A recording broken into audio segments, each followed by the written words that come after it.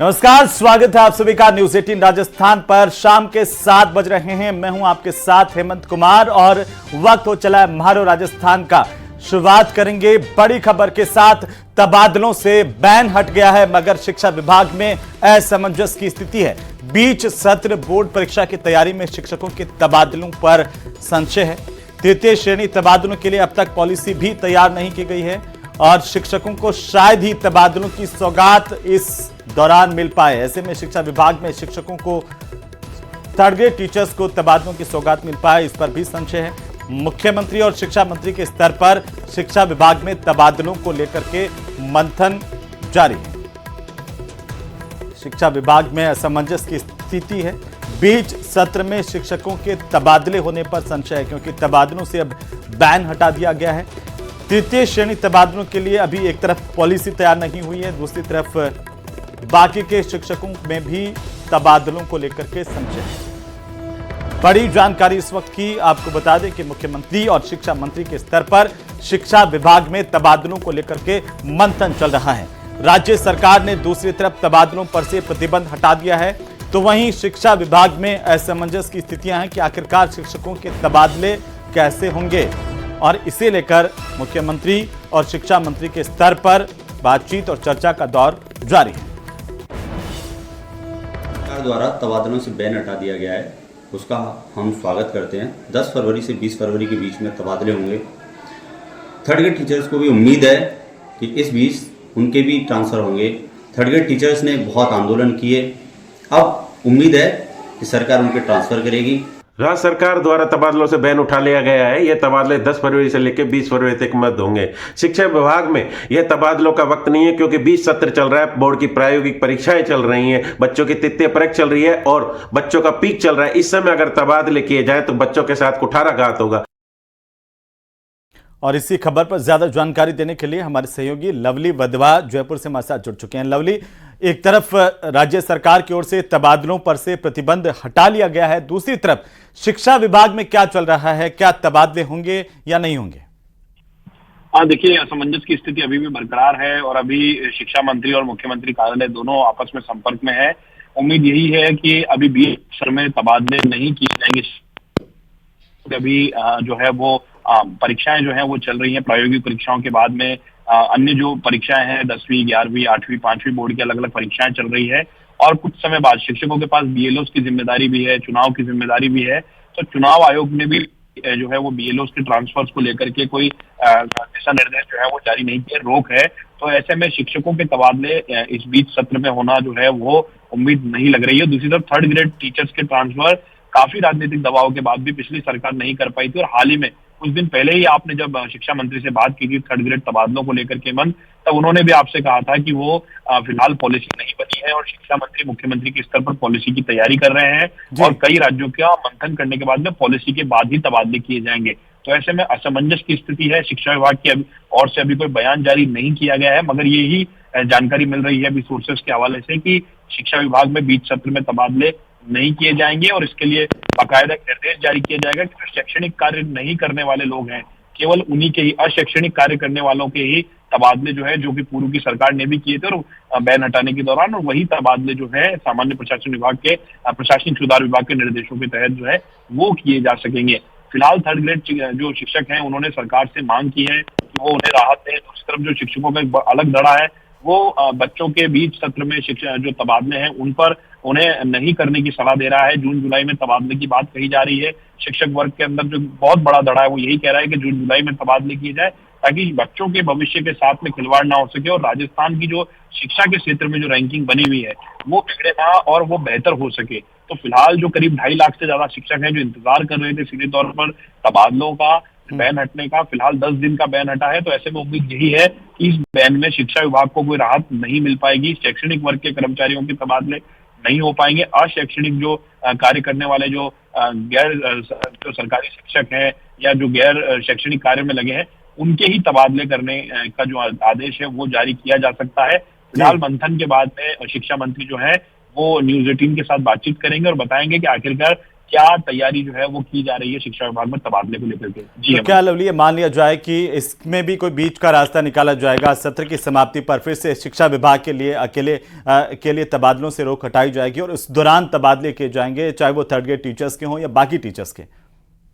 हाँ देखिए, बिल्कुल आपने सही कहा, एक बीच का रास्ता निकालने की बात जरूर चल रही है डिपार्टमेंट में, लेकिन डिपार्टमेंट भी इस बात को लेकर के अभी तैयार नहीं है कि अभी कोई रास्ता नहीं निकाला जाए, क्योंकि 10 दिन के अंदर बिना पॉलिसी के अगर तबादले किए जाते हैं तो सरकार पर सीधे तौर पर आरोप प्रत्यारोप होंगे। और प्रधानमंत्री भी हाल ही के दिनों में कह करके गए कि बिना डिजायर के काम होना चाहिए, और शिक्षा विभाग एक ऐसा विभाग है जहां पर डिजायर बनवाने के लिए एमएलए के घर पर शिक्षकों की लाइन लगती है। तो ऐसे में शिक्षा विभाग भी नहीं चाहता है, ना शिक्षा मंत्री चाहते हैं कि जो प्रधानमंत्री नरेंद्र मोदी के निर्देश है उनकी किसी भी प्रकार से अवहेलना हो। तो ऐसे में उम्मीद यही है कि आने वाले दिनों में फिलहाल तबादले की सौगात जो फरवरी महीने में मिलनी है सभी विभागों को, उनमें शिक्षा विभाग के शैक्षणिक कर्मचारी इससे वंचित रह सकते हैं। जी बिल्कुल लवली, चलिए बहुत शुक्रिया तमाम जानकारी के लिए। नजर बनाए रखिए, लगातार अपडेट हम आपसे लेते रहेंगे।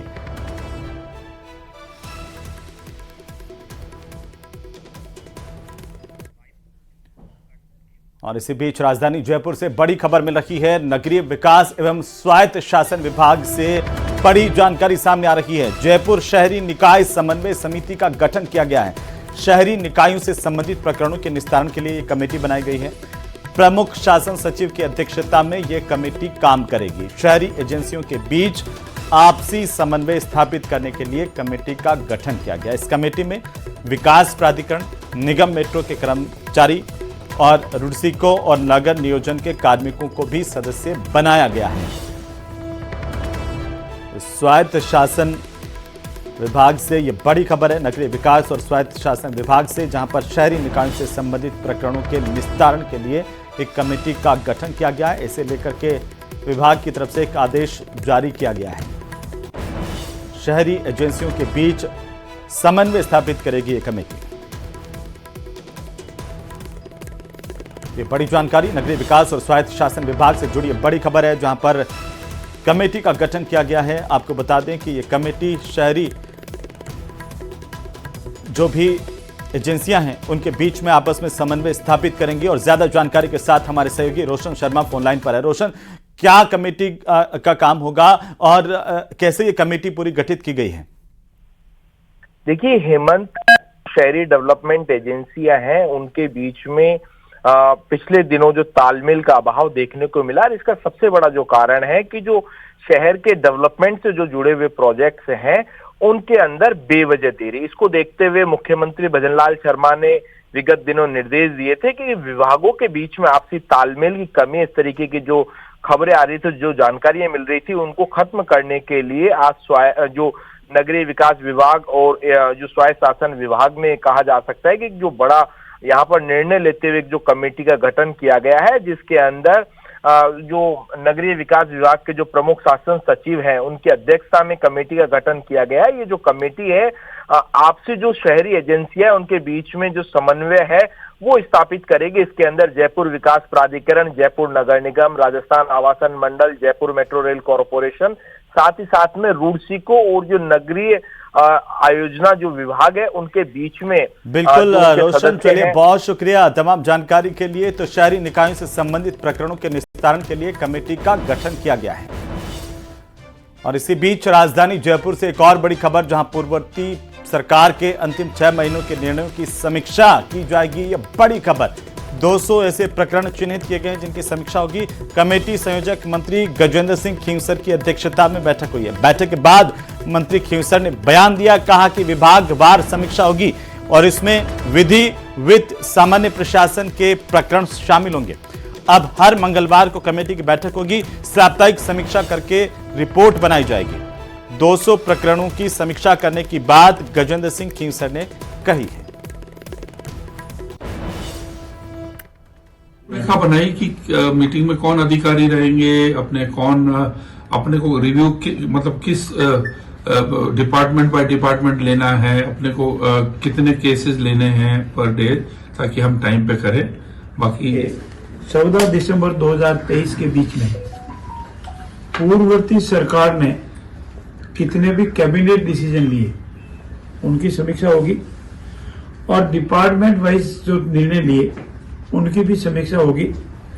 और नॉन बीएसआर के जो टेंडर हुए या निर्णय लिए गए, नॉन बीएसआर से अलग, बीएसआर छोड़ करके नॉन बीएसआर में जितने भी कॉन्ट्रैक्ट हुए उनकी भी समीक्षा की जाएगी।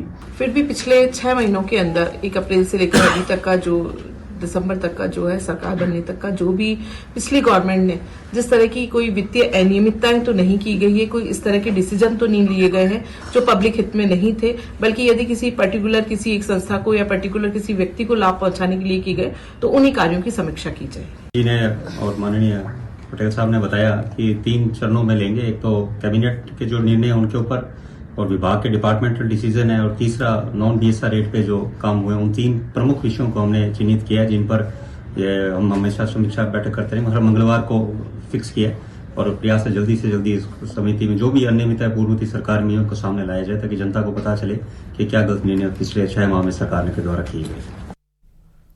और बात करेंगे प्रदेश के अंतरिम बजट की। वित्त मंत्री दया कुमारी ने विधानसभा में अंतरिम बजट पेश किया। उन्होंने बजट में युवाओं के लिए 70,000 नई भर्तियों की घोषणा की, तो वहीं बुजुर्ग और महिलाओं की पेंशन में 150 रुपए का इजाफा किया गया है। जिस तरीके से एक के बाद एक घोषणाएं इस दौरान अंतरिम बजट में की गई हैं, आपकी टीवी स्क्रीन पर हम बता दें कि किस तरीके से एक एक करके, चाहे वो युवाओं की बात करें, महिलाओं की बात करें, या फिर बेटियों की बात की जाए, किसानों की बात करें। युवाओं की बात करें तो 70,000 भर्तियों की घोषणा की गई है। बेटी होने पर 1 लाख का सेविंग बोर्ड दिया जाएगा। जयपुर मेट्रो का विस्तार होने की बात कही गई। गोपाल क्रेडिट कार्ड उपलब्ध करवाए जाएंगे और कर्मचारियों के रिटायरमेंट के लिए भी पेंशन से जुड़ी मंजूरियां हाथों हाथ दी जाएंगी।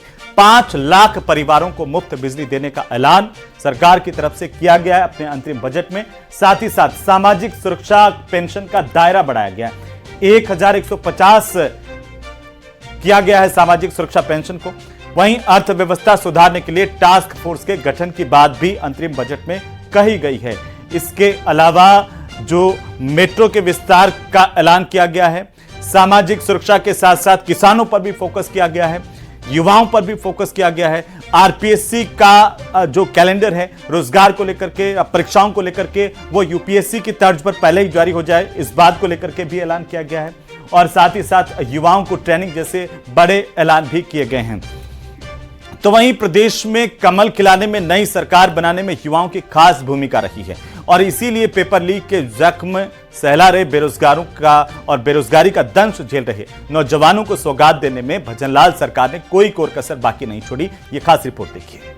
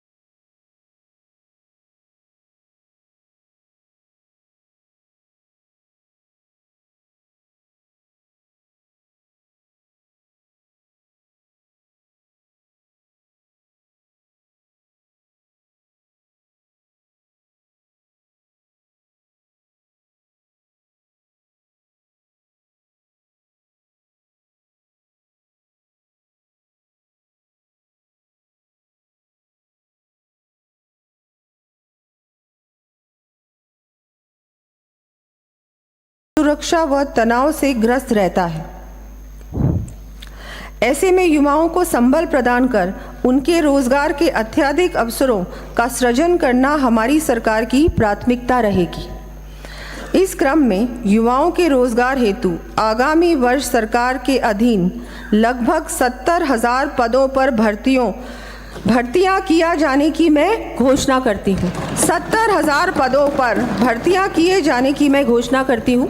ये सरकार हर युवा को नौकरी की सौगात नहीं दे सकती, इसीलिए हर जिले में रोजगार मेले और स्किल डेवलपमेंट प्रोग्राम चलाए जाने की घोषणा की। सरकार ने करीब 20,000 युवाओं को गाइड हॉस्पिटैलिटी ट्रेनिंग देने की बात कही। हमारे प्रदेश के कर्णधार हैं, उनके भविष्य को सुरक्षित रखने की दृष्टि से उन्हें एम्प्लॉयबल बनाना हमारी प्राथमिकता है। इसके लिए प्रत्येक संभाग में रोजगार मेलों तथा उच्च शिक्षण संस्थानों में कैंपस प्लेसमेंट के आयोजन के साथ साथ स्किल डेवलपमेंट ट्रेनिंग प्रोग्राम्स कराए जाएंगे। 50 युवाओं को ओलंपिक के लिए ट्रेन किया जाएगा। ओलंपिक में भाग लेने के लिए प्रदेश के लिए मिशन ओलंपिक 2028 की घोषणा की गई है। इसमें 50 युवाओं का ओलंपिक में चयन के लिए ट्रेन किया जाएगा। इसके लिए जयपुर में सेंटर ऑफ एक्सीलेंस बनेगा। बालिकाओं के लिए 25-25 करोड़ की लागत से स्पोर्ट्स सेंटर खुलेंगे। कुल मिलाकर लोकसभा चुनाव से ठीक पहले आए इस बजट में सरकार ने किसानों, महिलाओं और युवाओं को साधने की पूरी कोशिश की। Bureau report, news 18 Rajasthan. तो वहीं ज्यादातर सियासी पार्टियां जहां किसानों को छलने का कोई मौका नहीं छोड़ती, वहीं बीजेपी किसानों के साथ गहरी प्रतिबद्धता दिखाती रही है, उन्हें सम्मानित करती रही है। प्रदेश की नई नवेली सरकार ने भी अपना वादा निभाया। रिपोर्ट देखिए।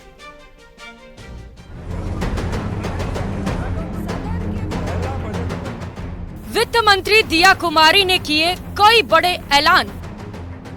प्रदेश के अन्नदाताओं का रखा खास ध्यान। किसानों की मेहनत को सम्मान।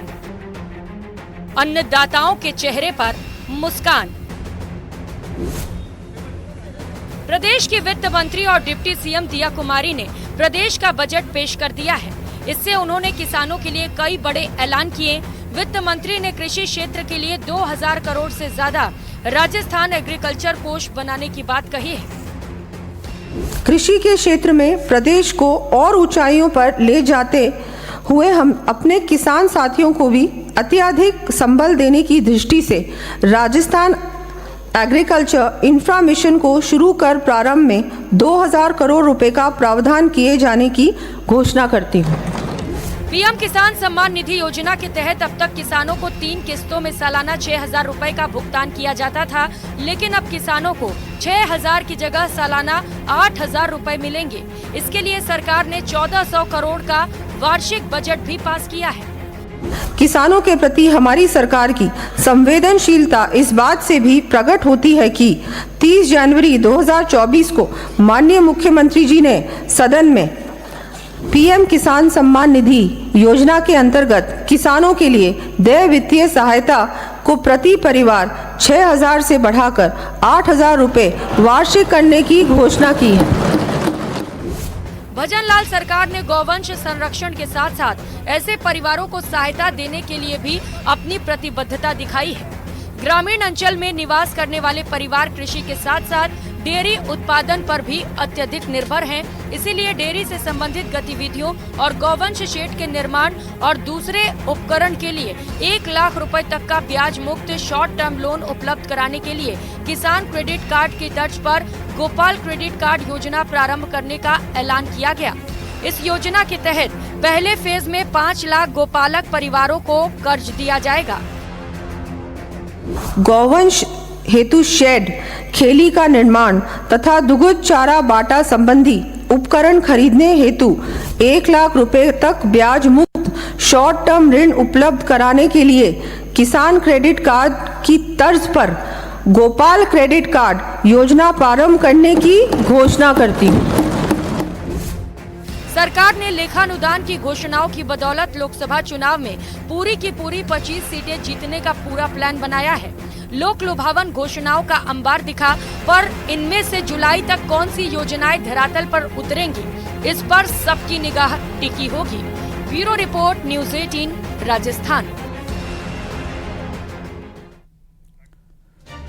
तो वहीं आधी आबादी की उन्नति के बगैर पूरे समाज के उत्थान की कल्पना बेमानी है और इसीलिए भजनलाल सरकार ने आधी आबादी पर जमकर सौगातों की बारिश की है। कैसे की, रिपोर्ट में देखिए।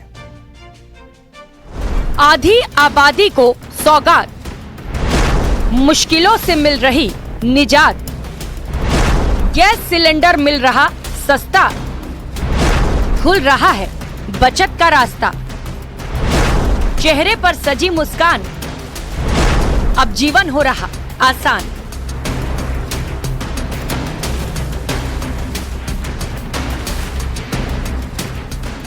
विधानसभा चुनाव के दौरान बीजेपी ने कई गारंटियां दी थी।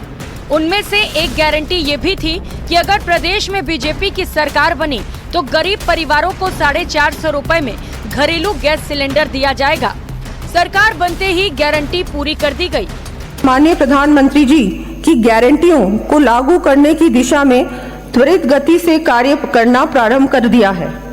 माननीय मुख्यमंत्री जी ने समस्त गरीब परिवारों की महिलाओं को 450 रुपए में एलपीजी सिलेंडर देकर इस संकल्प को लागू कर लगभग 73 लाख परिवारों को राहत प्रदान की है।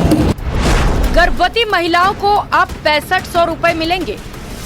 वित्त मंत्री दिया कुमारी ने गर्भवती महिलाओं की स्वास्थ्य सुरक्षा को लेकर बड़ा ऐलान किया है।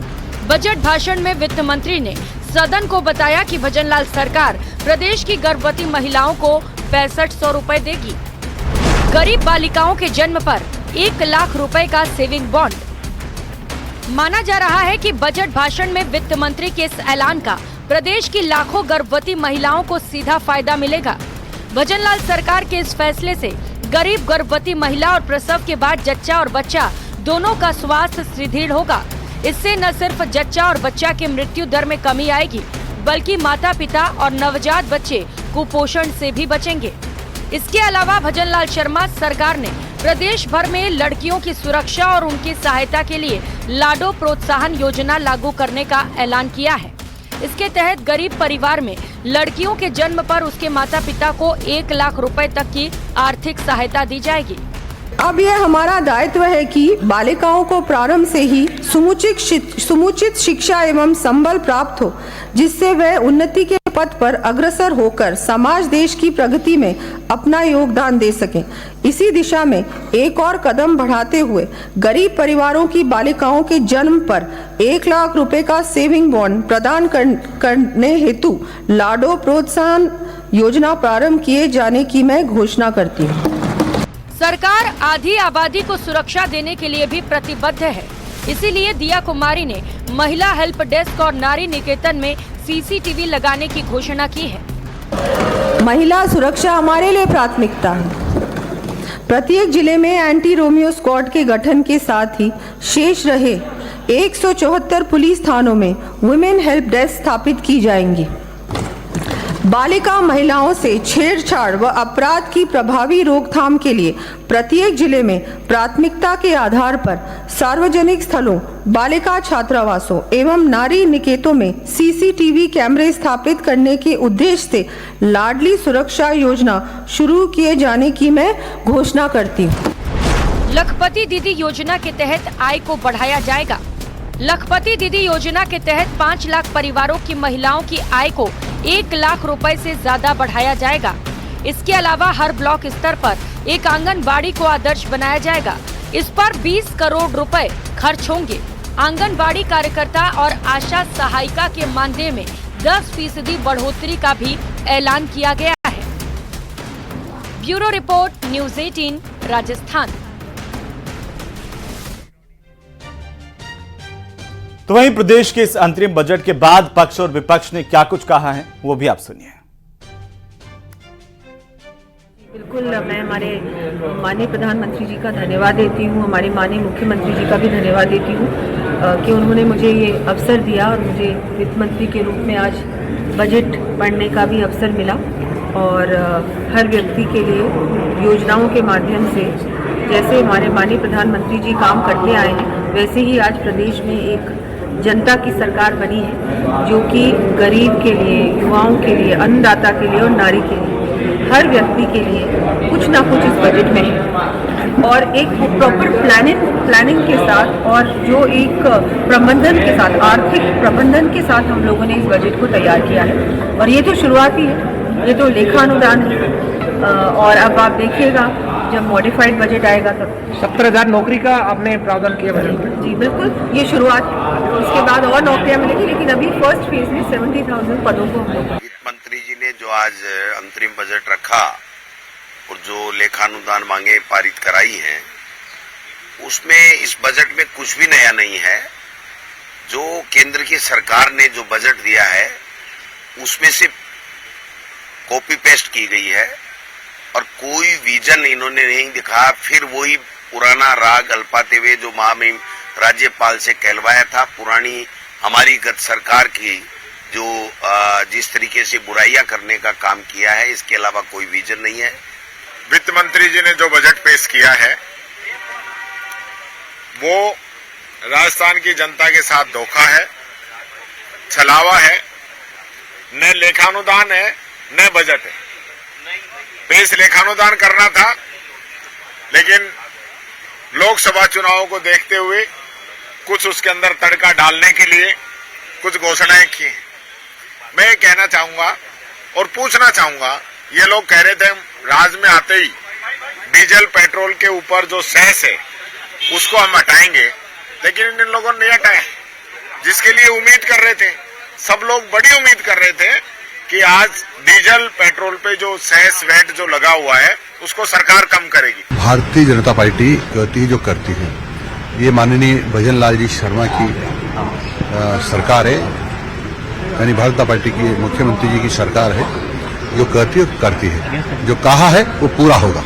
ये विपक्ष का ये कहना सर कि बजट में कुछ नयापन नहीं है, हम लोग ने जो घोषणाएं करी थी वही घोषणाएं आप लोग ने रिपीट कर दी।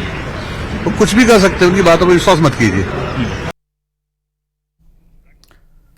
तो वहीं अपने बजट भाषण के दौरान वित्त मंत्री दिया कुमारी का शायराना अंदाज भी देखने को मिला। उन्होंने अपने अभिभाषण की शुरुआत जहां शिव मंगल की कविता से की, तो अंत पूर्व प्रधानमंत्री अटल बिहारी वाजपेयी की कविता से किया। इस सत्र में अंतिम चेतावनी, आप मुझे बोलने तो दीजिए।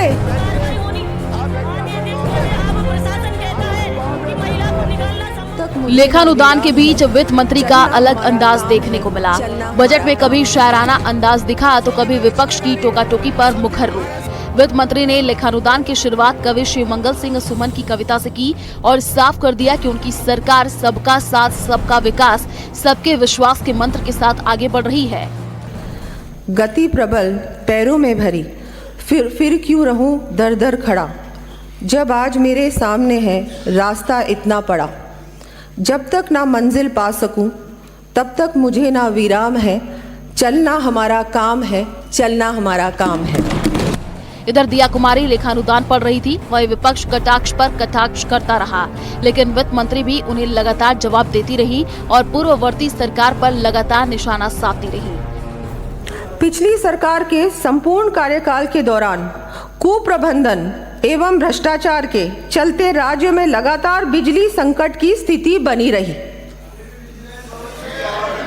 ये आपने छोड़ा है हमारे लिए, हम इसको ठीक करेंगे। भारी भ्रष्टाचार हुआ एवं गुणवत्ता संबंधी भी बहुत अधिक शिकायतें प्राप्त हुई, बल्कि परियोजना के इम्प्लीमेंटेशन की गति भी अत्यधिक धीमी थी। इस कारण हमारे प्रदेश का जेजेएम कवरेज में संपूर्ण देश में 33वां स्थान था। वित्त मंत्री के अभिभाषण पर नेता प्रतिपक्ष ने नाराजगी जताई तो वित्त मंत्री उन्हें भी जवाब देने से नहीं चुकी। बजट वही पढ़ना पड़ेगा जो इसके अंदर लिखा हुआ है। आप पढ़ने देंगे तभी तो पढ़ूंगी। आप बीच बीच में इंटरप्ट करेंगे तो मैं कैसे पढ़ूंगी? आपके मंत्री पढ़ रही है। अगर आप इंटरप्ट नहीं करेंगे मैं तो बिल्कुल ओवर टाइम पढ़ती हूँ। लेखानुदान में विपक्ष को जवाब देते हुए वित्त मंत्री दिया कुमारी ने अपना अभिभाषण पूर्व प्रधानमंत्री अटल बिहारी की कविता और जय श्री राम के साथ पूरा किया। बाधाएं आती हैं आए, घिरे प्रलय की घोर घटाएं, पाँव के नीचे अंगारे, सिर पर बरसे यदि ज्वालाएं, निज हाथों में हंसते हंसते आग लगाकर जलना होगा, कदम मिलाकर चलना होगा, कदम मिलाकर चलना होगा। कदम मिलाकर के चलना होगा के साथ वित्त मंत्री ने भले ही लेखानुदान पेश कर दिया,